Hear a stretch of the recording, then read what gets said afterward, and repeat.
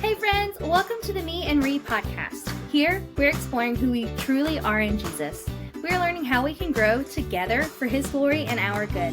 I'm Rihanna Hoffman, and I can't wait for us to discover what it means to live with intention, to grow in our faith, and to embrace who we were created to be. So turn up the volume, take a breath, and lean in as we jump in with both feet. Ready for the adventure? Let's go! Hey friends, welcome to this week's episode of the Me and Ree podcast. My name's Rihanna Hoffman and I am your host. I'm here with my brand new friend, Kerry. Kerry, can you introduce yourself to us? Yes. Hi. Thank you for having me. Hi, My name is Kerry. I live in Dallas. I work in banking. I'm really excited to be here. Thanks for having me. Really cool. I have a question. Yes. What is your favorite part of living in the South? Honestly, the people and being able to connect with people that are warm and genuine. My least favorite, not that you asked, but I will answer for you, is the Dallas heat in the summer. It is brutal. Anybody who has been to Dallas in the summer knows it's awful, but the people make up for it. Yes, that's true. So I don't know that you know this. I'm a Southern transplant. So I grew up in Mississippi my entire life, my entire childhood, college, and the Lord moved me to Virginia. And one of the strangest things about moving to Virginia is the food is not nearly as good because they don't know what seasoning is. The people are not nearly as nice. You're not going to run into somebody at Walmart and have a whole conversation. But the temperature is way better. Yes. And I'm not dripping sweat in the middle of July. It's so nice. Yes. And you have seasons. We don't have that, but we have different types of tacos for every meal of the day, which I have many times had tacos for breakfast, lunch, and dinner. There's no shame in that. So it's like the good offset. I'll take tacos over the summer heat. Oh, yeah, that's amazing. Now I want breakfast tacos. I'm going to Google that about breakfast tacos. So I have a question for us. How do you stay true to who you are in a world that's always changing? God, that is such a good question. So first answer is my relationship with the Lord. What does that look like? Am I spending time with the Lord? Am I talking to Him? And am I being honest in that conversation that I'm having? Or is it just kind of like the rote, here I am, let me journal a little bit. Let me, listen to a podcast in the car. Let me pray in the morning, which I think we all have those seasons. I know that I do, but checking myself constantly is huge. And I think part of that too is having a really strong community and having community that you can confess to. And that is something, honestly, that's really new for me too over the last couple of years, to have that confessional community and the idea of a confessional community. When I moved to Dallas, it was 3 years ago, and I got into a very sweet church, and it's not a huge church, and I love it. And everybody has known each other for a while, or so I thought. I was like, everybody's been together forever. But as it turns out, even the people who are new have immediately been welcomed in. And it's not just like a, hey, nice to meet you, but it's, hey, come break bread with me. Come spend time with me. Let me share my life with you. Let me share what's going on. And that was something that was really new for me. And that has been such an anchor for me, to have people in my life who know what's going on and that I can share, not just if I'm struggling with something, but hey, I'm feeling really down about myself. I'm feeling really stressed out about this situation at work. I want to talk through it. I want another set of eyes. I want somebody to pray for me. I want somebody to intercede on my behalf. And that has really been such an anchor for me over the last couple of years.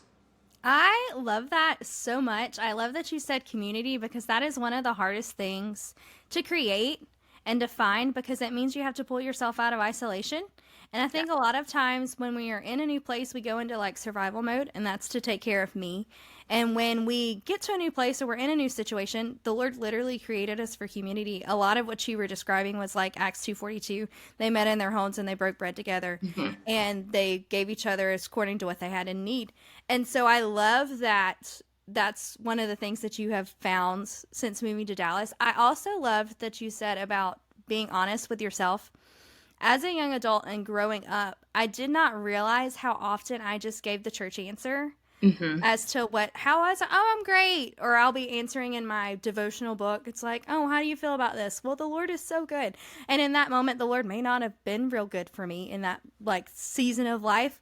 And so I love that you said being honest with yourself, because that's one of the best ways to get to know the Lord, because you get to have that real relationship instead of it being like, oh, how are you? I'm great. I'm fine. How are you? And I'm great. I'm fine versus the person you walk up to and it's like, hi. Today was really hard, and Yes. here's why. And that's the person that's going to invite you in and say, hey, take a seat. Here's a blanket. Here's some coffee. Here's some Mm-hmm. coffee cake. Let's do life. And I love Yeah. that. I love that. I love that. Okay, so I have another question. What's one struggle you faced in figuring out your identity, and how did you grow from it? Yeah, that's a great question. So you sent me over a few questions that we were going to chat about ahead of time. And that was one that I just felt like really jumped off the page and was super revealing and just kind of tender, honestly. Yeah. So I am in my mid to late 30s. I would say technically I crossed over to late 30s this past birthday. And I'm still single. And that is not what I had planned for my Yeah. life. And so thinking about identity, I think just growing up, especially growing up in the South, but growing up as a woman, whether our family tells us or not, and mine did not, there was no expectation of you're going to get married and you're going to have kids. It was really like find the path that makes you happy.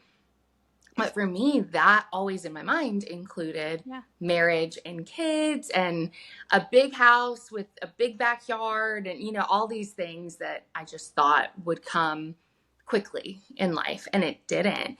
And there really in the last couple of years, I've realized how much I hung my identity on this thing, this image of myself that I was creating that I could not create on my own, right?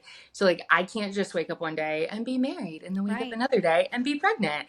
That's just not how it works. And so it really was a struggle of, do I want my identity to be a daughter of God? Do I want it to be a follower of Jesus? Or am I looking to God to provide these things? And my identity is in what I can get from that relationship with the Lord. And I think it can be really hard to separate those two sometimes. And that was a huge lie that I was believing too. And again, it wasn't even a lie that somebody had told me or something that was like an expectation that people put on me that I knew. It was an expectation that I put on myself. And so figuring that out and working to separate that out has been a lot of hard work and a lot of tears over the Yeah. last, honestly, this has really been a journey over like probably about the last 2.5 years. And so like, what does that look like? It honestly has looked like rooting out the things that are making me feel like I'm less than, which has been really hard. And some of it I haven't wanted to do. I've like really dragged my feet. You know, some of it has been social media and like following certain influencers or even following friends from like middle school and high school that I haven't spoken to in, you know, a decade, but I'm still watching what they're doing. And then they're Mm-hmm. watching what I'm doing. And I'm feeling like I need to perform for people that I don't have a relationship with. That doesn't really, like when you say it out loud, it Yes. doesn't make any sense. It's so Yes. silly, but so much of my identity was wrapped up in what I wanted people to think and like to perceive me as, and how I wanted to perceive myself, if that makes sense. Yes. Um, so just really like understanding where am I putting my identity and what does that look like to like reinforce the truth. And you can't reinforce truth unless you know it, right? So then learning, okay, who am I? If I'm not a mom, if I'm not a wife, if I'm not a homeowner, if I'm not, you know, if I'm not these things that I like thought I would be, what am I? Who am I? And what does that look like? And then really even going back to the first answer, you know, what does it look like to have that community around me that's reinstilling in me like you don't have to be a wife, you don't have to be a mom. You have value right now. And if those things happen, great. We're going to celebrate with you and we're going to walk alongside you. And if those things don't happen, it does not change how loved you are. It doesn't change your value and your worth as a person, as a follower of God. It does not change your value and worth in our church and what you can do and what you can bring. And we're going to celebrate with you in the waiting, right? Like, Yeah. when did you get a job? Cool. Let's celebrate it. Let's go out to dinner. Let's do whatever to celebrate. It's your birthday. Let's go all out. You bought a new car? Great. We're going to celebrate. You got a new apartment? Great. Let's celebrate. And making time to celebrate those things. Because I think so much too with your identity is like, okay, well, I can't have a big party. Nobody's going to celebrate me until I'm engaged. And Mm-hmm. that's kind of, I feel like from high school, college, the next big like party, fun milestone is that engagement. But there's so many other things in the Yes. middle that happen there. And again, if we're just saying engagement is the most important thing or my marriage is the most important thing, like that's really the thought that I had, I'm missing everything else. And if I'm missing those opportunities to celebrate me and what I'm doing, I'm surely missing that for my friends and my Yes. community and what they're doing. So big shift with my identity over the last couple of years. Yes. I have been wanting to like clap for the last 5 minutes. I've literally been sitting on my hands. That was such good wisdom. One of the things I'm currently reading is That Sounds Fun by Annie F. Downs. She has a Love podcast, Annie. but she wrote a book. And I was like, oh, I'll just read her book. Well, I'm currently reading the chapter where she talks about she's also a single human. And there's these list of things that she wanted to accomplish once Mm-hmm. yada, yada, yada happened. So in this case, she didn't want to buy a house until she got married.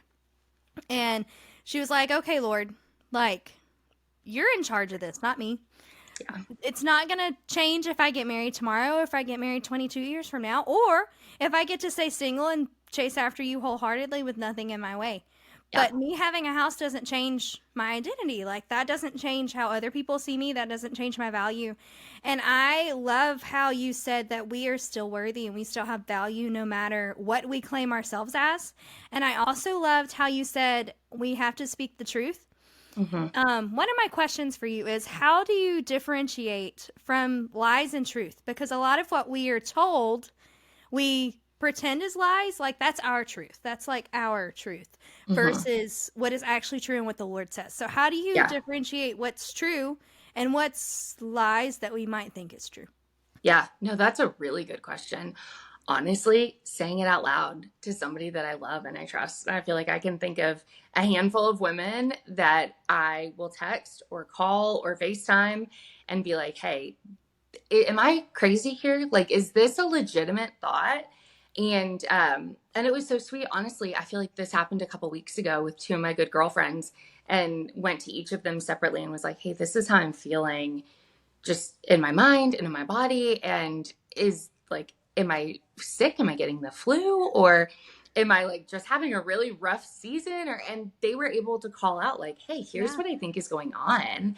And so in that case, it was like, okay, great. I thank you. You see me. You see me so well. And you know me, but you also know truth. And I know that Yeah. you can speak truth into my life too. So I think number one, saying things out loud. Gross stuff grows in the dark.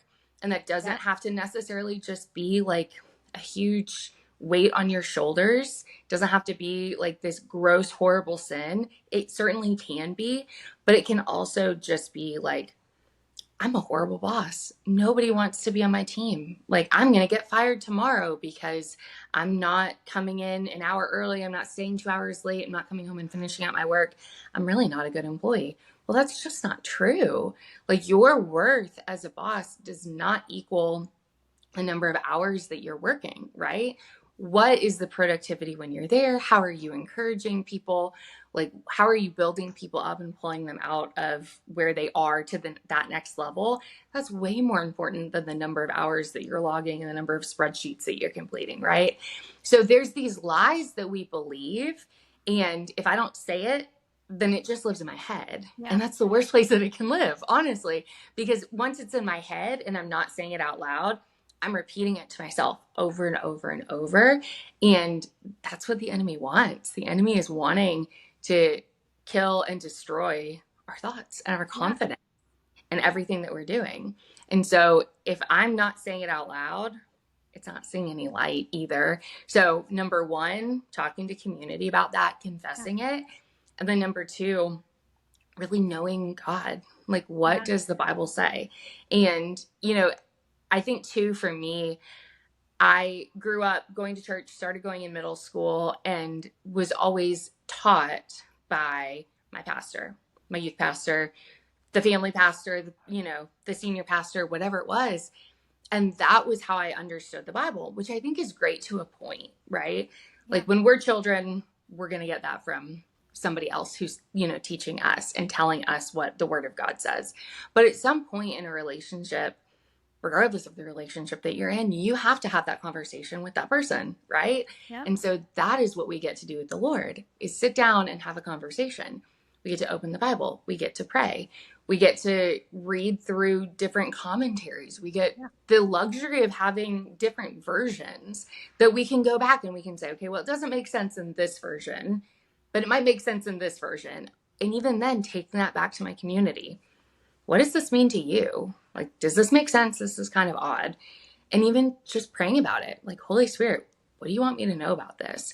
So I feel like all my question answers here for you are like community and Jesus, Yeah. because those are the two things that I really feel like are going to bring you back to who you are and what is your identity. Yes, ma'am. I just need a button that's like, yes, yes, yes. And now I'm screaming at you. I didn't mean to. So I I'm love the like having enthusiasm. to process all of this. One of the things that popped out for me when you said it was gross things grow in the dark. And that is so true because I don't think it processed like I know that gross things grow in the dark. I've totally left my lunchbox in my car. Like I get it. Mm-hmm. But when you think about things growing, you think about the light because you need light to grow and you're like the Lord is the light. But at the same time, there are things that are growing in you that you're not letting the light see, and Yeah. it's going to threaten to overtake you and it's a poison for you. And Mm-hmm. so I love that you said when you bring it to the light, when you speak it out of your mouth, your brain, your heart, all this stuff that just keeps going and rolling around in your brain, then you get to speak truth into it and it Yes. kills it. It kills the gross Yes. thing that's growing in the dark. And Yes. I absolutely love that. I need that on a print. I need it on a sticker to put on my computer. I need it. Yes. I Yes. have another question before I take us down a rabbit trail. How does your faith shape your decisions about your career, your relationships, your goals in life? How does Jesus and community shape that for you? Yeah. I feel like honestly, it just goes back to praying and like talking to the Lord and having a sense of who he is and his voice. And it is so, so, so quiet when you are first starting to hear from the Lord. So, just to share a little bit, I had been with the same bank for just about 7 years. And in November 2021, had an opportunity to stay with the same team, but move out to Dallas. So honestly was a pretty low stakes move. Had the same boss, the same coworkers. I was just going to be taking a promotion and moving to Dallas. But it was a huge move to go to Dallas, like to leave behind. I grew up in North Florida, so to leave behind Jacksonville, to Yeah. leave behind the community that I had and the friends that I had, and move 1,000 miles away by myself to a city where I knew 3 coworkers, and that was it. Mm. Also in the middle of the pandemic, right? We're Oh, like almost to the tail end of like lockdown and like not leaving your house. And so there really was this moment where I was like, am I crazy? I must be crazy. Like, and I actually remember talking to a couple of friends. I was like, am I nuts? They were like, yeah, kind of like, but we support you. We love you. And it was so much prayer. Lord, is this what you have for me? I am not sure. Honestly, in that season, going back and reading old journals and seeing like, okay, these are my prayers from a year ago, 2 years ago. Here's what I was processing then. Here's what I was asking you then. My desire for deep community, which I did not really have at that point in yeah. Florida. What are you doing now? And just feeling like this sense of like, I think this is what the Lord wants me to do. So is there an open door? And one of the things that I love, but it can also be so frustrating with the Lord, is that only the next step is going to be lit up typically. Like, I wish it was the whole path. That would be great, but it's not. It's typically just that next, and it might not even be for you to see like all the way for you to put your foot down. It's like you can just kind of see that it looks good until you hit the ground, and then it's going Yes. to be like solid foot, right? And then you have to pick up your other foot and like you have to keep going. And that's how it felt coming to Dallas. It was like, okay, the next step is clear and I can put my foot down and I'm ready to go. But I have no idea what it's going to look like when I get there. But I also just had this knowledge that he's not going to take me somewhere that he's not, Yeah. and that he wants good for me. Doesn't mean Yes. it's going to be easy. Doesn't mean it's not going to be lonely without friends and without community for a little bit. And for a little while, it was me and Jesus. And I kind of expected that. Yeah. And I just continued to press in and pray. And honestly, I think one of the sweetest things has been going back and reading old journals that I've had where I've said, like, Lord, I have no idea what's going to happen. And I have no idea. And I don't know what is going to come of this move. And like, I'm just scared, but I'm going to trust you in this. And there's kind of a point too in following Jesus where you just say, you know what? Like, I'm just going to go. And if this is wrong, it's not like I'm falling out of your favor. Yeah. I'm not going to fall out of your love for me. Like, there's nothing that we can do to remove ourselves from that. And so if we're earnestly seeking after the Lord and we're asking for guidance and we're doing our best to listen to him, like, I really truly feel like he's just going to provide that guidance. And there might be things that you do that are wrong. Like, there's been plenty of missteps that I've had, even since moving to Dallas, where I've taken steps and thought, okay, I thought I heard you say that. And I took a step and that feels like it was wrong. Or like, maybe I heard you say this, but the outcome is not what I expected. And that hurt. But what did I learn from this? Okay, let me stop and process it. Let me talk with my community. Let me pray with people who love me and have people who love me pray for me and intercede on my behalf. What does that look like to just be surrounded? And then ultimately, like, you kind of just have to go at some point, right? So if I'm always sitting back waiting, nothing is going to happen. So at some point, you just kind of have to go too. Yeah. I love that. While you were describing that, I'm a very visual learner.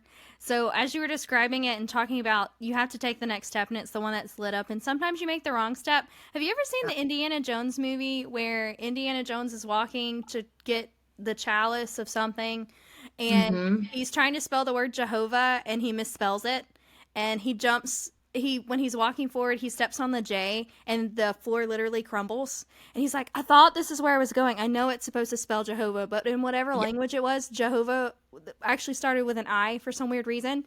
And so I got this picture of, you know where you're going, you're hearing the Lord, but sometimes you're not paying enough attention to what the Lord's actually telling you to do. And in this case, luckily, Indiana Jones did not fall through the floor. He quickly jumped over to the eye, but he knew where he was going and he knew the direction. And so I love that community and Jesus and having those people that are supporting you and believing in you.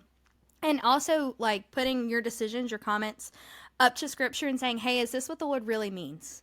Yeah. Because you could have moved to Dallas and be like, okay, I'm completely content with me and my couch and Netflix. And this is going to be me for the next until the Lord tells me to move. But you didn't. You got there and you're like, okay, Lord, where do I need to go? What do I need to do? This whole church thing's going to be weird, but I'm going to do it and I'm going to do it scared so that you can do it brave because the Lord calls us to be courageous. Yes. And we can't be courageous sitting on our couches. We can't. We can't be courageous when we're pulled away and are trying to self-isolate when the Lord clearly calls us into community. Like, he literally created us for community. That is why the Lord created Eve. It wasn't just so she could be Adam's plaything. Yes. It was just, hi, he's got all the animals. Now he needs community for him. Yes, And exactly. then they had all the other peoples that I have questions about, but I won't go into that. So is there anything else you want us to share? I feel like I have gleaned like so much information and I am going to make prints of like 15 things that you said that they're literally pinging in my head. So I'll send those to you when I'm done with them. Please. But is there anything else you wanted to share with our listeners about community or Jesus or how to make those right choices when going forward? Yeah, one thing that came to mind, even when you were talking about, gross things growing in the dark and bringing those things to light, right? So let's say I come to you and I say, hey, this is what I'm struggling with. And then you say, oh my gosh, me too. Okay, well, now you're not in the dark anymore. Yes. And neither am I. And then I can look at you and say, hold on, sister, that is a lie. And I hear you say it and it sounds like a lie, right? And now we can we can talk about it and we can encourage each other in that. And that I think has been such a gift for me too, to be able to say like, hey, this is what I'm struggling with. And maybe the person that I'm talking to doesn't have that exact struggle. Maybe they've walked through it before, or maybe they know somebody who has, and to say like, you're not alone in that. And okay, you're not crazy. You're not Yes. like out in this world where you're by yourself and you're the only person that's ever thought of that. And I think a lot of times too, like we get into that isolation mode where we're thinking, I'm the only person who has ever thought this before. I'm the only person who has ever felt like this before. And that holds stuff in too. Like we don't want to share when we feel like we're like holding in the secret that nobody has ever heard before. There's nothing new under the sun. Like we have all thought things that we thought nobody would ever possibly understand. And then you share it. And it, number one, diminishes the power. It's bringing it into the light. But you're making that connection and you're able to be vulnerable with somebody who can then be vulnerable with you. And it's like this beautiful cycle of you're vulnerable, I'm vulnerable. And we're both in a place where we don't want each other to stay there. Yeah. And like you can look at your friend, and I have a friend who will say, spit that out of your mouth and don't talk to my friend that way. And she is quick with it and she is harsh. Not too harsh, but like harsh enough, you know? But I need that. And it's nice when I say something to her, I know that she's going to come back to me and say, don't talk about my friend like that. Yeah. And then I can go to somebody else and say, hey, don't talk about my friend like that. Yes. Because I know truth and I know who you are. I know who God has called you to be. And so even if I don't feel like I can say that to myself, I feel like I can say it to you. Yes. Right. Yes. And so there's just something really beautiful and God honoring and like edifying in that too. Yes. We're living in the light. Yes. We live in the light and not let the gross things grow in the dark. Yes. I love this so much. Friends, if you are not following Kerry, I'm going to get Kerry's Instagram or Facebook. I don't know what she does. Her social media, because I'm sure she does it in some shape, fashion, or form, because she's too cool to not.